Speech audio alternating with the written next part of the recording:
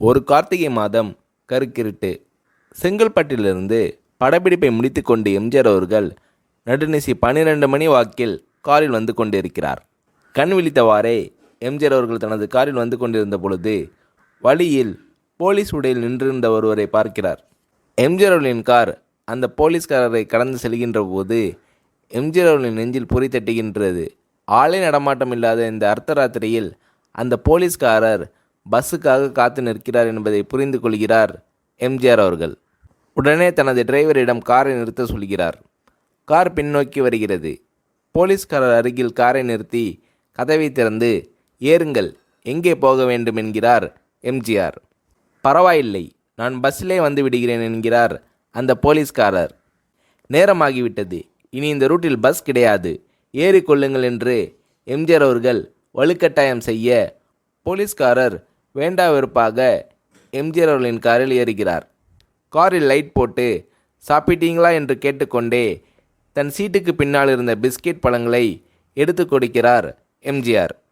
இப்படி ஓசியில் பயணம் செய்வதில் எனக்கு உடன்பாடு இல்லை. இன்னும் நீங்கள் உண்ண சொல்லி வேறு என்னை இழிவுபடுத்தாதீர்கள் என்று அந்த போலீஸ்காரர் மறுக்கிறார். பொன்மனச்செம்மல் பூரிக்கிறார்.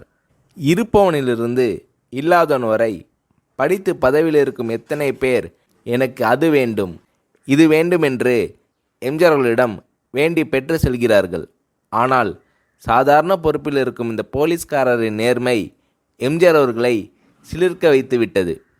எம்ஜிஆர் அவர்களின் கார் தூரத்தில் வந்து கொண்டிருந்தாலும் காரின் நிறத்தையும் ஒளியையும் மனம் கமலும் ஓடிக்கான் வாசனையும் வைத்து இது எம்ஜிஆர் அவர்களின் கார் என்றும் கார் சென்ற தடத்தை தொட்டு வணங்குகின்ற அளவிற்கு புகழுடன் திகழ்ந்த நேரம் அது. அரை மணி நேரம் கார் சென்று கொண்டிருக்கிறது.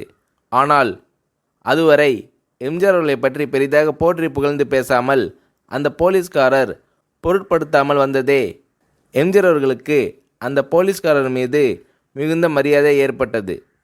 நான் தான் எம்ஜிஆர் என்கிறார் புரட்சித் தலைவர்.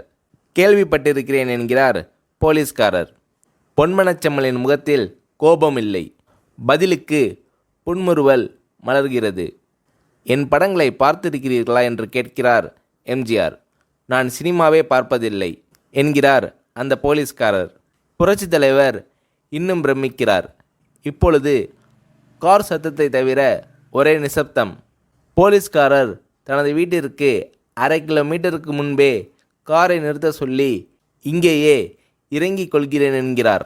ஏன், நீங்கள் குறிப்பிட்ட அந்த விலாசம் இன்னும் 1/2 கிலோமீட்டர் தூரம் இருக்கிறதே என்கிறார் எம்ஜிஆர்.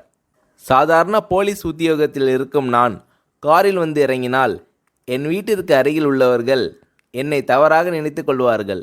இதுவரை இப்படி நான் யார் காரிலும் ஓசியில் வந்து பழக்கமில்லை. நீங்கள் இவ்வளவு தூரம் செய்த உதவிக்கு நன்றி என்கிறார் அந்த போலீஸ்காரர். புரட்சித் தலைவர் எம்ஜிஆர் அவர்கள் அதற்கு மேல் எதுவும் பேசவில்லை. அவர் எந்த போலீஸ் ஸ்டேஷனில் பணிபுரிகிறார் என்பதை மட்டும் கேட்டு தெரிந்து கொண்டு கிளம்புகிறார். அடுத்த நாள் செங்கல்பட்டு போலீஸ் ஸ்டேஷனுக்கு ஃபோன் செய்து, நான் எம்ஜிஆர் பேசுகிறேன் என்கிறார் புரட்சித் தலைவர். ஃபோனை எடுத்த டிஎஸ்பி உதறலோடு உற்சாகத்தோடும் தலைவரை வணக்கம் என்கிறார்.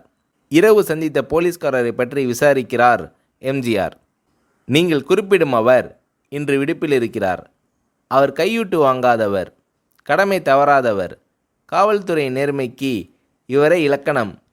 வெற்றிலை பாக்கு, பீடி, சிகரெட் போன்ற லாகிரி வஸ்தோ, நாடகம், சினிமா போன்ற பொழுதுபோக்கு அம்சங்களையெல்லாம் இவர் அறியாதவர். கல்யாண வயதில் உள்ள 3 பெண்களையும் கரை சேர்க்க முடியாமல் கஷ்டத்தில் இருக்கிறார் என்கின்ற விபரங்கள் டிஎஸ்பியால் எம்ஜிஆர் அவர்களுக்கு சொல்லப்படுகிறது. அவரை நாளை என் தோட்டத்திற்கு வர சொல்லுங்கள் என்கிறார் எம்ஜிஆர்.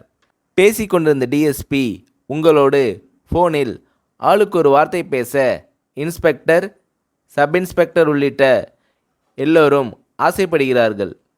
ஃபோனை அவர்களிடம் கொடுக்கலாமா என்கிறார் டிஎஸ்பி. புரட்சித் தலைவர் எம்ஜிஆர் அவர்கள் கொடுங்கள் என்கிறார். பேசுகிறார். அந்த போலீஸ் ஸ்டேஷனே புண்ணியம் பெற்றதாக புலகாகிதம் அடைந்தனர் அந்த போலீஸ்காரர்கள். மறுநாள் அந்த போலீஸ்காரர் ராமவரம் தோட்டத்திற்கு அழைத்து வரப்படுகிறார். அவரிடம் பேப்பரில் மடித்த பெரிய பணக்கட்டை கொடுத்து, இதை வைத்து உங்கள் பெண்களின் கல்யாணத்தை நடத்துங்கள் என்கிறார் எம்ஜிஆர். அந்த போலீஸ்காரர் மறுக்கிறார். நான் ஏதாவது உங்களிடம் காரியமாற்ற சொல்லி அதற்காக பணம் கொடுத்தால் அது தவறு. என்னால் ஆக வேண்டியது உங்களுக்கும், உங்களால் ஆக வேண்டியது எனக்கும் எதுவும் இல்லை. நான் உங்கள் கூட பிறந்த ஒரு சகோதரனாக நினைத்து கொடுக்கிறேன். பெற்றுக்கொள்ளுங்கள் என்று சொன்ன பிறகு கேட்டும் கூட கிள்ளி கொடுக்காத கனவான்கள் வாழும் இந்த உலகில் ரோட்டில் நின்றவனை அழைத்து சென்று அள்ளி கொடுத்த புரட்சித் தலைவர் எம்ஜிஆர் அவர்களின் கருணையில் நெகிழ்ந்து போய் பெற்றுக்கொள்கிறார் போலீஸ்காரர்.